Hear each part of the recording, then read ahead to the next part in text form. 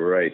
Hey, good afternoon, everyone, actually. Thank you for joining us for today's live webcast of our 2025 Q3 trading update. Your host will be Harold van den Broek, our Chief Financial Officer. Following the presentation, we will be happy to take your questions. The presentation includes forward-looking statements and expectations based on management's current views and involve known and unknown risks and uncertainties. And it is possible that the actual results may differ materially. For more information, please refer to the disclaimer on the first page of this presentation. I will now turn over the call to Harold. Thank you, Tristan, and welcome everyone indeed. Let me take a few minutes to give you a brief summary of the quarter and then open the line for your questions. Quarter three was a challenging quarter, with macroeconomic volatility persisting, compounded by other cyclical factors, dampening consumer sentiment, and frankly weighing on industry trends. In this environment, however, our advantaged geographical footprint helped us adapt, as solid performances in Africa and Asia partially offset the Americas and Europe. In this context, we were pleased we were able to gain market share in the substantial majority of our markets.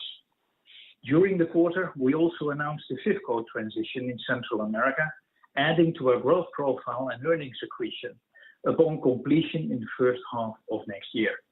And last week, as we stay firm on our evergreen strategy, we announced an acceleration in our digital journey and the reshaping of our organization, including a change at the headquarters in Amsterdam, leading to substantial reductions of roles there. Taking into account the challenging quarter and with high confidence in our $500 million gross savings target delivery for 2025, we now anticipate our full-year organic operating profit BEIA growth to now be towards the lower end of our 4 to 8% guidance.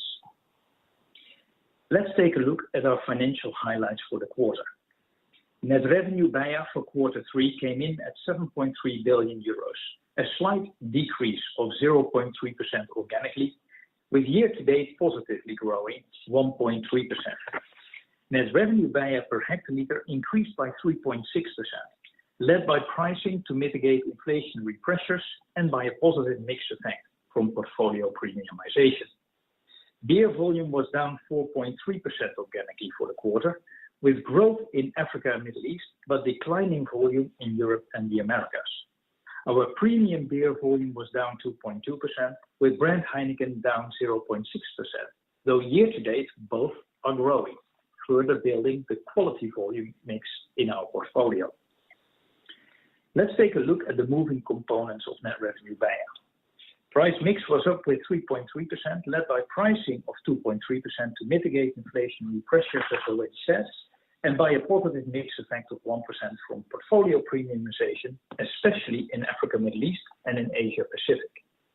Total consolidated volume on an organic basis was down 3.8%, performing ahead of beer due to the strong performance of our Beyond Beer brands in Africa, Middle East, such as Bernini and Savannah. This resulted in an organic decrease for the quarter of 23 million euros, or 0.3%. Year-to-date net revenue increased organically with 295 million, or 1.3%. The translation of foreign currencies had a negative effect of 304 million euros, or 4%, mainly due to the strengthening of the euro against the Mexican peso, Ethiopian birr, and Brazilian real. Consolidation changes were minimal this quarter. Let me unpack the Heineken performance for a minute in the quarter and year-to-date. Heineken volume fell slightly by 0.6% as double-digit growth in 21 markets could not offset contraction in Brazil and in the USA, as the overall beer markets fell and distributors destocked. Year-to-date, Heineken continues to be in growth. Heineken 0.0 declined by 1.8%, similarly related to the distributor destocking in Brazil and the US. Nevertheless, in the US, based on depletions, Heineken 0.0 grew for the 24th consecutive quarter in a row. And globally, Heineken Silver grew in the high 20s with continued strong performances in China and Vietnam. Then on to our results by region. And let me start with Africa, Middle East. We performed well there, with all our key markets contributing. Net revenue BEIA grew 14.9% organically, with price mix on a constant geographic basis up 13.6%, driven by strong pricing across the region and positive mix. Beer volume increased organically by 2%, with strong performances throughout, including Ethiopia, South Africa, as well as smaller markets such as Namibia, Rwanda, and Tunisia, more than offsetting contraction in Nigeria and the Democratic Republic of Congo. Throughout Africa, we delivered solid market share gains. In Nigeria, organic net revenue BEIA grew in the 30s, with robust market share gains in an economically challenging environment. Volume declined by a mid-single digit. Significant pricing and positive portfolio mix shifts drove strong growth in revenue per hectoliter, both in local currency and in euro terms. Premium beer rose in the double digits, driven by Region Stout, Desperados, and Heineken. Heineken Beverages, our multi-category beverage business in East and Southern Africa, delivered another sequentially improved performance. Beer volume in South Africa increased by a high single digit. Growth was broad-based with Amstel, Windhoek, and Heineken in growth. Our cider and RTD portfolio also delivered solid growth, led by Bernini, Savannah, and the launch of the new May cocktail range. We are also pleased to see excellent performance in Heineken Beverages International, led by Namibia, Kenya, and Tanzania. Then over to Ethiopia, where our organic net revenue BEIA grew by over 50%, driven by beer volume increasing by a double digit and outperforming the market. Our leading mainstream brand Harar continues to be the growth engine thanks to its distinctive iconography, differentiated taste profile, and continued regional expansion, cementing its position as a truly national brand. Let's now move to the Americas. Net revenue BEIA declined 5.5% organically, and beer volume was down 7.4%, as the region was disproportionately affected by subdued consumer sentiment and macroeconomic developments, including trade uncertainty, which we consider to be cyclical in nature. Despite the soft environment, we gained share in the vast majority of our markets across the region, especially in Brazil and Mexico. Price mix on a constant geographic basis was up 1.2%, led by pricing across the region and the continued premiumization of our portfolio. In Mexico, revenues were broadly stable, with beer volume down by a low single digit as we gained share in a soft market with weak consumer sentiment. We delivered solid growth in Tecate Original and Dos Equis, and also in premium, where Miller High Life performed very well. In Brazil, beer shipment volume contracted in the mid-teens, in part driven by the inventory buildup ahead of the price increase taken per the 1st of July. Beer shipment volume year-to-date is down by a mid-single digit. Based on the sell-out data, however, we gained significant market share in a market that declined by a high single digit for the quarter. Pricing increased by a low single digit. Heineken and Amstel declined in volume in quarter 3, but continued to gain share, while Eisenbahn delivered strong growth in the affordable premium segment. In the United States, shipment volume was down in the mid-teens, reflecting distributor stock adjustments in a tough beer market that with disproportionate impact on consumers of Heineken and Dos Equis. Heineken 0.0 depletions grew by a low single digit, and as I mentioned earlier, recorded its 24th consecutive quarter of uninterrupted growth. Now on to Asia Pacific. Net revenue BEIA increased organically by 5.6%, as price mix on a constant geographical basis was up 5.9%.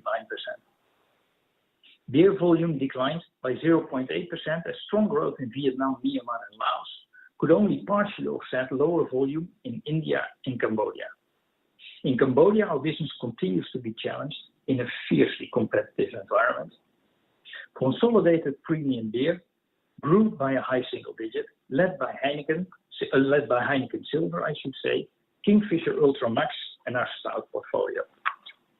In Vietnam, beer volume was up by a high single digit, ahead of a growing market. The Heineken brand grew nearly 40%, led by continued success of Heineken Silver. Our mainstream portfolio grew double digits, with Larue Smooth performing strongly, In India, beer volume fell by a mid-single digit, impacted by an unusually strong monsoon season, but we still outperformed the market. Price mix expanded by a high single digit, supported by pricing in key states and portfolio mix, with premium volume growing in the teens. In China, Heineken Original, Heineken Silver, and Amstel maintained strong momentum, with licensed volume growing in the mid-20s and gaining market share. Amstel once again doubled its volume this quarter. And finally, a word on Europe. Net revenue BEIA declined 3.6% organically, while price mix on a constant geographic basis increased 0.9%. Beer volume decreased organically by 4.7%, as solid growth in the UK, Ireland, and Portugal was more than offset by declines elsewhere.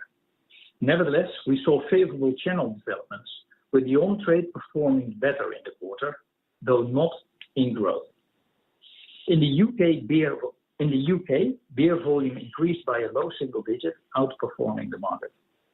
Positive price mix was driven by pricing and portfolio shifts. Cruz Campo, our authentic Spanish lager from Seville, continued its strong trajectory, with volume growth exceeding 50%. Murphy's Stout continued to expand, and in ciders, Inches continued to its growth trajectory. In France, the Netherlands, and Germany, volume recovery, however, was slower than anticipated, following the conclusion of retail negotiations in the beginning of the quarter. It took longer to build back to normal distribution level, and we expect normalization in the near term, and saw improvement as the quarter progressed. The Polish market continues to be weak. Last week, we also announced the intended closure of our Namislav brewery as we continue to reshape our business. In Austria, the impact of the recently introduced can deposit scheme continues to affect consumer demand.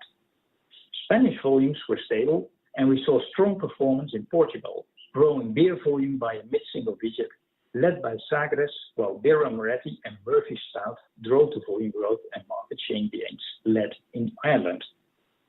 Let's now move to the outlook for the 2025 financial year. We anticipate ongoing macroeconomic volatility that may impact our consumers, including weak consumer sentiment, global inflationary pressures, and currency devaluation, in relation particularly to a stronger euro. Our business continues to adapt with agility to these market conditions. Given the challenging quarter just behind us, and based on our current assessment of short-term consumer demand, we expect volume to decline modestly for the year 2025. Taking stock of this volume outlook and our confidence in achieving our productivity target of 500 million, we anticipate our full-year organic operating profit BEIA growth to now be towards the lower end of our 4 to 8% guidance. Now, before we go into Q&A, just once again to summarize. Quarter 3 was a challenging quarter, with macroeconomic volatility persisting, compounded by other cyclical factors, dampening consumer sentiment and weighing on industry trends. We had solid performances in Africa and Asia, somewhat moderating the pressure we saw in the Americas and in Europe. We were also able to gain market share in the substantial majority of our markets. We're very excited about the FIFCON transaction in Central America, adding to our growth profile and earnings accretion upon completion in the first half of next year. And we will continue to stay the course on our evergreen journey. And as I just said, we anticipate our full-year organic operating profit BEIA growth to now be towards the lower end of our 4 to 8% guidance. With that, I would like to open the line for Q&A. Thank you for listening. Thank you. If you would like to ask a question, please press star followed by 1 on your telephone keypad. If you would like to remove your question, please press star followed by 2. When preparing to ask your question, please ensure your phone is unmuted locally. We ask you please limit yourselves to 1 question and 1 follow-up. The first question goes to Edward Mundy of Jefferies. Edward, please go ahead. Morning, Harold. So the first question's really around the commentary within the release that the macro volatility became more pronounced in the third quarter. which would suggest that the environment became trickier than you would have expected. Yet you've still managed to deliver, or you're still keeping your guidance range of 4 to 8, albeit at the lower end of it. The question is really, how has your approach to risk management evolved to identify those risks and adapt your plan in real time to still be able to deliver on your guidance range? And what are the things you've leaned on in particular to do that? Is the first question. And then the second question, just on Brazil, you flagged that sell-out trends were better than sell-in trends. I was just hoping to get a bit of a feel as to whether that shipment and mismatch has washed through as at the end of the third quarter, and as you go into Q4, sell-in should more broadly match sell-out. Yeah, thanks, Ed. Both really good questions. Indeed, the macroeconomic volatility that we really firmly believe is cyclical in nature, as we said, was more pronounced in quarter three. And what you do see is that, particularly in the Americas, for instance, you see the beer market was actually softening. And I already cautioned that, if you can recall, in our first half results, where we specifically called out Brazil as early signs of consumer sentiment turning, given the tariff uncertainty revolving around there. And that really played out more pronounced than we had anticipated, but we did have it on our radar screen. So indeed, to your point, our risk management has definitely evolved, and we spoke about that as well for two reasons. First, our business is really starting to pay much more attention to macroeconomic indicators that may have an impact on, for example, funding of smaller businesses, overall consumer sentiment, remittances. So those we see as really the leading indicators that we should factor in and base our risk management approach on. The second thing is to really prepare for scenarios. And that is also the agility that we are often referring to, that we're not only sticking to one fixed plan, but that we'll really have plan A, B, and C, depending on these lead indicators. And I think that takes time, it takes practice. So by no means are we perfect, but that is certainly in the world of today, something that we're paying a lot of attention to. Now then, what are the implications and why we are confident to stay within our 4 to 8% range, albeit at the lower end, is we have consciously invested in the markets where we believe we see a turn of the tables turn. For example, we spoke hesitantly, but still, hopefully, about the market growth and our market share momentum in Vietnam, and consciously invested last year and the beginning of this year to fuel that growth with a differentiated portfolio. You now see that momentum coming in, and that is one of those offsets that we were talking about.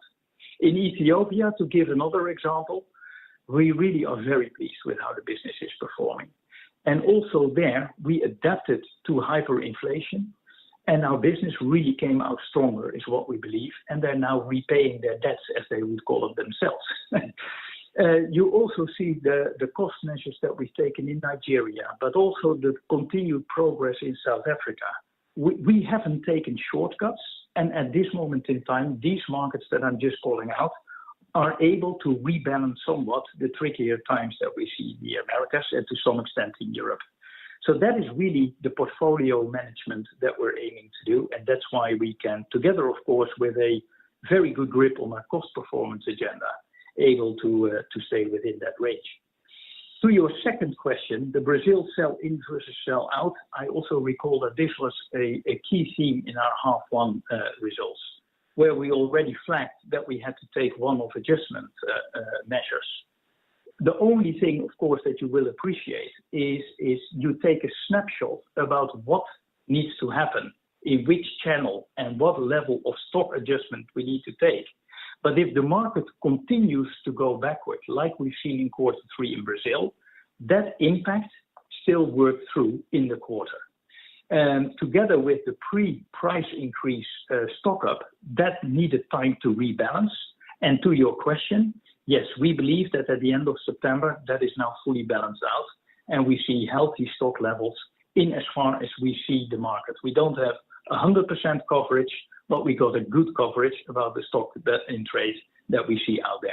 So it should be normalized in quarter four.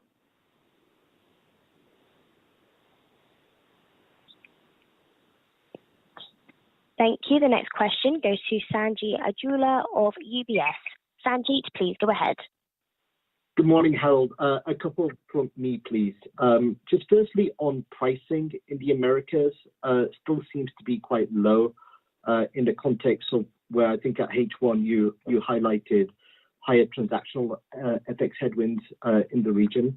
So can you just give us a flavor of how you're pricing in Mexico and Brazil relative to the competitors and how those price increases are landing? That's my first question. And my second question is just back on Europe. Can you give us a sense of how much of the Q3 decline is related to the slow recovery following the resolution of the customer disputes?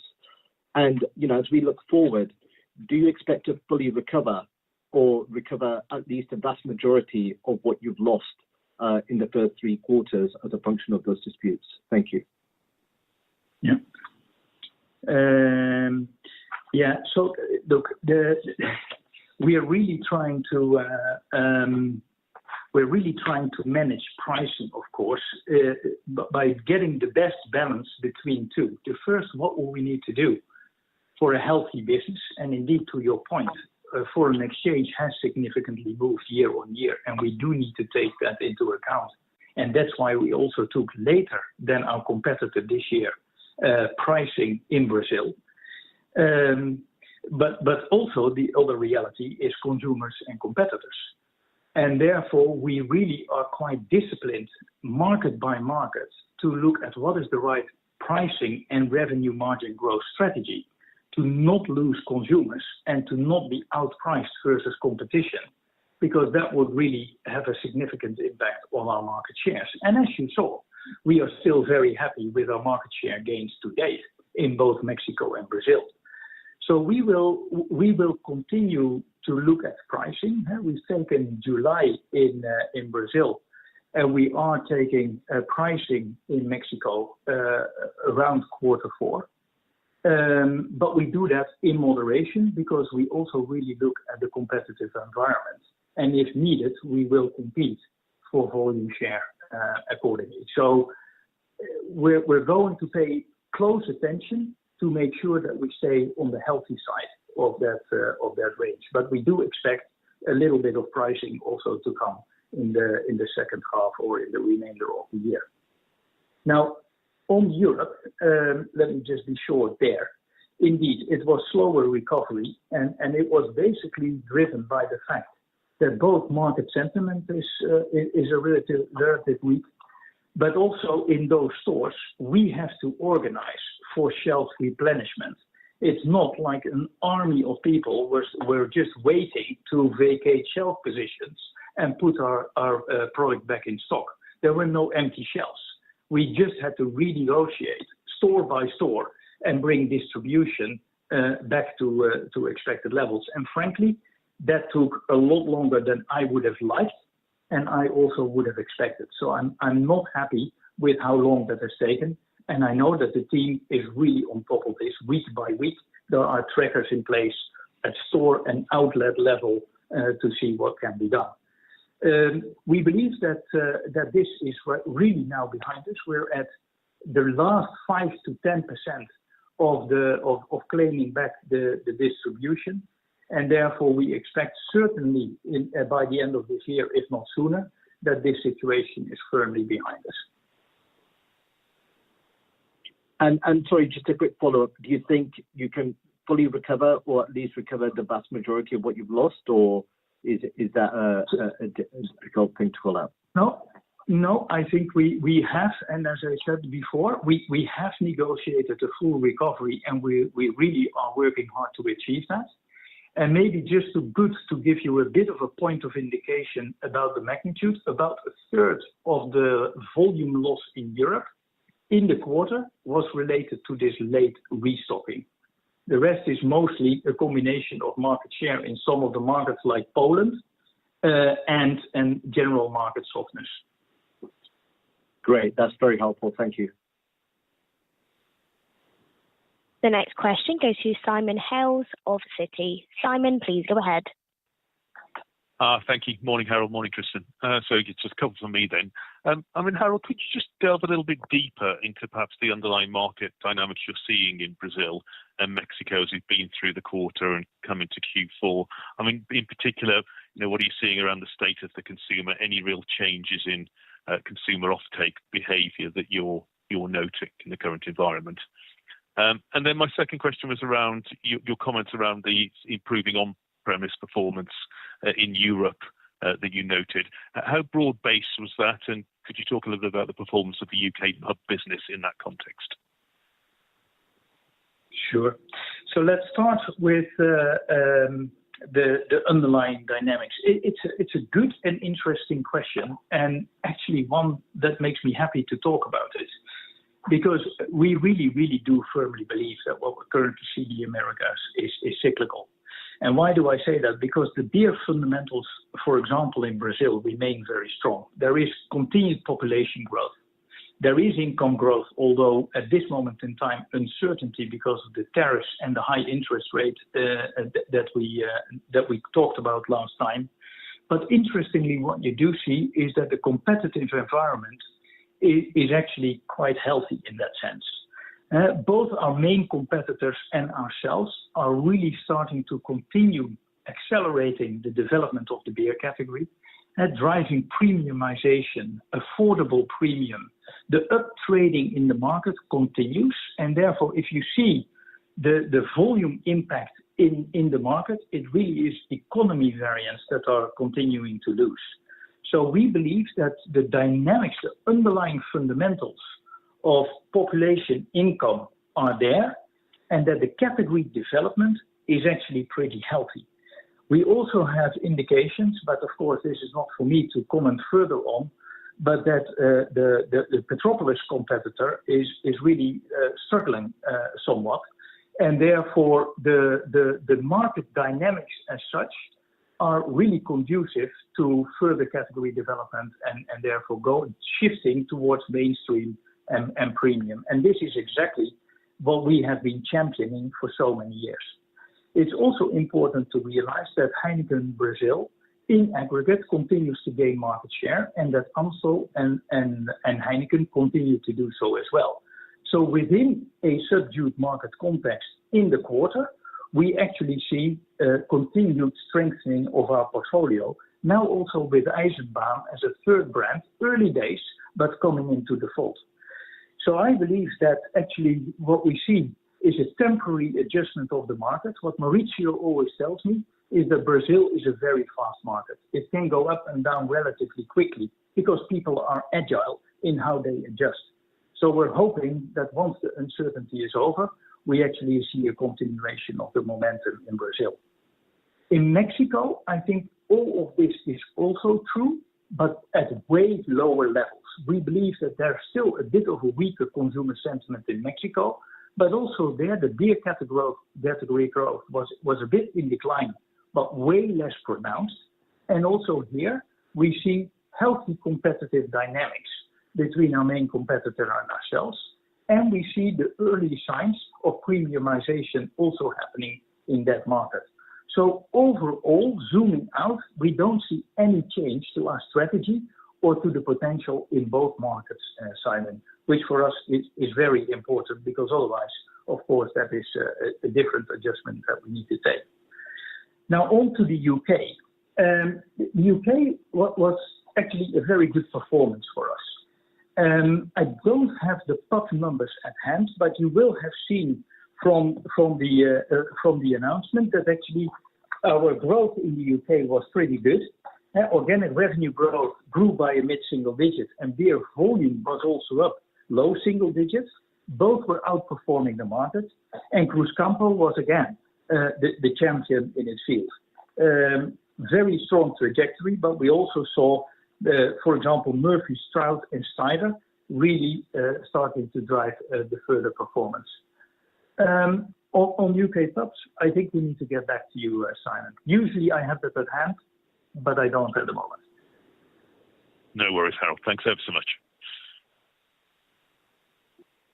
The next question goes to Jen Cross of BNP Paribas. Jen, please go ahead. Good morning, Harold. A couple of questions from me. So just first on COGS, could you give us any early indication of kind of directionally what you think the outlook might be for variable costs per hectoliter in 2026, and particularly with respect to transactional effects? I think you might have had quite long hedges, particularly in Mexico. So any color there would be very helpful. And then in Vietnam, performance looks like it continues to be very strong. Just an update on what you're seeing in the market there, and just with respect to Q4, if we just add on, obviously you've got a bit of a headwind from the later timing of Chinese New Year. Just any indication of how significant that might be for the quarter would be very helpful. Thank you. Yeah. Hey, Jen. I really am not going to go into the forward-looking statement at this moment in time. It feels a bit, let's call it, childish not to do that, because actually on the Capital Markets Day tomorrow, I am going to do that. So hopefully you can wait a day and look there in how we think about input cost outlook. And currency hedges, I can give you a bit of an early indication on. But look, usually what we do, as you know, we're hedging about 12 to 18 months out. We indeed are trying to time it right. So we have taken a quite extended cover in Mexico at this moment in time. Brazil a little bit less at this moment in time. But we're staying well within the policy range, and therefore there is nothing really noteworthy to call out. And on commodities, I'm afraid, tomorrow is the day. Let me therefore go to Vietnam. So as we said, we're actually very pleased with our performance in Vietnam. Market shares continue to go up. You see the substitution of Tiger with Heineken that continues to accelerate 40% up this quarter. Really fantastic how the team is adjusting its portfolio. LaRue also now growing in mainstream. So the momentum we feel is with us and very confident. You're right to point out that will be into next year, and therefore there will not be a pre-stocking sell-in of that this year, which will have a significant impact. The other thing to note is that, of course, the Degree 100 is now starting to comp. So we believe that Vietnam will be seeing a lower growth rate simply because of the year-on-year comparison, but underlying and in terms of its momentum dynamics, we are feeling very good about Vietnam. Thank you. The next question goes to Olivier Nicolai of Goldman Sachs. Olivier, please go ahead. Hi, good morning, Harold, Tristan. Just to follow up, first of all, on Europe, on your volumes performance, you mentioned the volumes impact from the retail negotiation. You also mentioned some share losses in countries like Poland. But how do you explain the general market softness? Is it cyclical? Is it macro-driven, or is it a bit more structural? And then secondly, to stay on the topic of Europe, Heineken has invested in reusable packaging in many emerging markets. How do you think about this format in Europe in the context of the updated packaging regulation, and how material could be for your margins in the long run? So let me first comment on the general performance in Europe. And I'm glad you asked the question, because whilst we like to think about Europe as a certain homogeneous market, it is important to call out the differences between the markets. So the general softness that we see is not universally true in Europe. We really see two markets that are quite pronounced. First, and it's a big one for us, is Poland, where the beer category is down, mid to high single digits. Let me call it like that. But we do see that this is general consumer sentiment, because we also see similar levels of market decline in other categories. Like, for example, in carbonated soft drinks, similar levels. Water, even more pronounced than that, high double digit. And of course, ice cream was terribly poor. We're just looking at it for a summer effect or something, but that was really terrible in Poland as well. So that does seem to be something with the Polish consumer Don't really know why, but there is really a general weak economic sentiment there. And on top of that, let me not hide behind that fact, we are losing market share. So that is something that we are not pleased about, and the teams are working night and day to address that. So in a big market, that's a double dip for us, both consumer sentiment, but also share losses. The other point, which links a little bit to your packaging point, is we really underestimated the consumer impact of the deposit return scheme on cans in Austria. And as you know, Austria is also a very big market for us.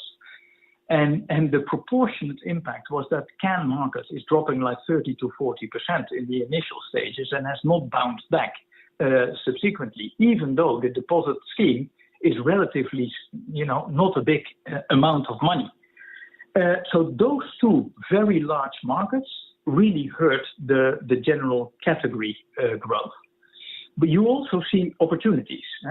We spoke earlier about a beautiful Spain, Portugal, UK, where the general economic sentiment is a little bit more positive. And also in France, the category is in growth, but we are not for the reasons that we well articulated. So for us, Europe is really, yes, we try to make that one as much as we can to leverage scale and skill.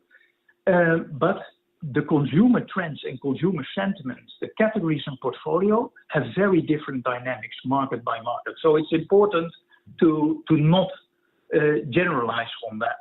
And to your point, what is therefore cyclical and structural? I think that really depends market by market. We are concerned somewhat about the impact that, for example, deposit return schemes and just excise have, because it just makes beer more expensive, and that does weigh on consumer sentiment. And when affordability is a key concern across categories for markets, this is something that we, but also hopefully working together with governments, should address, because a healthy industry is good, not only for us, but for the wider employment that we generate in Europe as well. To your second point about packaging, this is something that we always look into, but in the end, it starts with consumer preference and consumer choice. And what we currently see is that cans is actually a consumer preferred format, and that's where we see where the growth is at this moment in time. Thank you very much. The next question goes to Andrea Pistacchi of Bank of America. Andrea, please go ahead.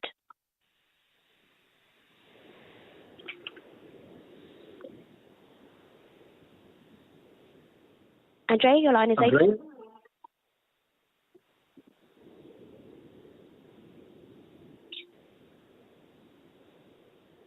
Moving on to the next question from Trevor Stirling from Bernstein. Trevor, please go ahead.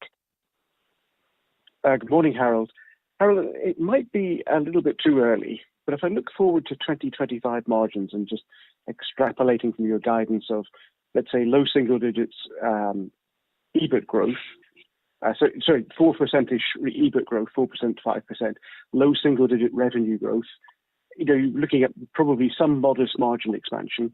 But then the other side, we've got the 500 million gross savings, which is more like 170 bips of margin expansion. So where does the offset coming? Where's the pressure in the cost base that's stopping that, more of that gross saving flowing to the bottom line? Yeah. Indeed, Trevor, I think you're going to be delighted with my productivity presentation tomorrow, if we're able to welcome you here to Seville, because it's a very understandable question, Trevor. So first, let me just be quick, and therefore we can talk about it more tomorrow if necessary.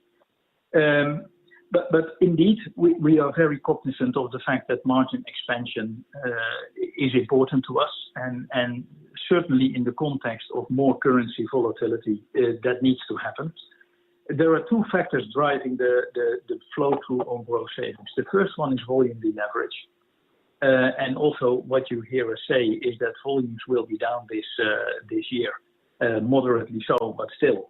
And that has an impact, of course, weighed market by market, but that can have a quite significant impact on how much gross savings you need to offset that.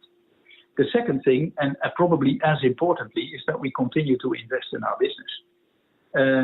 We really continue to support our brands. We put serious dollars behind our leading brands, but also the focus markets in our portfolio. And we continue to invest quite significantly about digitizing our business to make sure that we're ready to capture both on growth, but also in terms of efficiency, the opportunities that offers. So there is still an ongoing investment strategy in our business, hopefully as much as possible disciplined and right-sized. But those are the two important drivers about, why you don't see a bigger flow through. Now, let me also be, a bit upbeat about that. I'm super happy that we are confident enough to deliver these growth savings because it's a very important part of how we adjust to economic realities and still being able to sharpen our portfolio and future-proof this company. Thank you very much, Harold. I look forward to more discussions tomorrow. Yes. Thank you. We have no further questions. I'll hand back to Tristan for any closing comments. Thank you, Nadia, and thank you, Harold. As a reminder, as Harold and Trevor just alluded to already, tomorrow we will have our capital markets event here in Seville, Spain. We will also be sending out a press release tomorrow morning regarding the capital markets event at 7 a.m. Central European time. For those who are here, we will see you this evening and looking forward to it. For those who can't make it, please register on our website, theheinekencompany.com, into the investor tab for the CME that is starting at 9 a.m. Central European time tomorrow. Looking forward to it. Thank you very much. Thank you. This now concludes today's call. Thank you all for joining. You may now disconnect your lines.